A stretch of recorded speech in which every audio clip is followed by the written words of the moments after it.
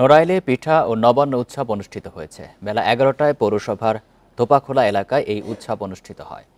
অনুষ্ঠানে মঙ্গল প্রদীপ প্রজ্বলনের মধ্য দিয়ে নবান্ন উৎসবকে বরণ করে নেন শিল্পীরা। এ সময় গ্রাম বাংলার ঐতিহ্যবাহী পিঠা উৎসব অনুষ্ঠিত হয়।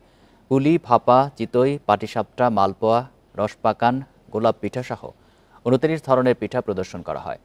ঐতিহ্য ধরে রাখতে প্রতি বছরই এমন আয়োজনের দাবি জানান দর্শনার্থীরা।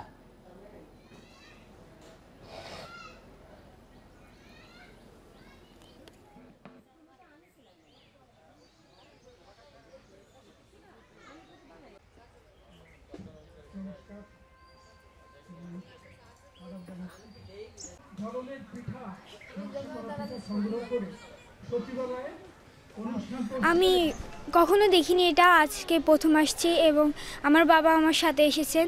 ফুলুরি আছে, তারপরে সবজি পিঠা আছে, রসপাকান পিঠা আছে। এই প্রজন্মকে এটা জানাতে চাচ্ছি যে পিঠা উৎসব মানে অগ্রহায়ণ মাসে যে নতুন ধানটা হয়, এই নতুন ধানের নতুন চালের যে তৈরি যে খাবারটা, তা বাঙালিদের মধ্যে তৈরি খাবারের মধ্যে পিঠাটাই প্রথমে আসে।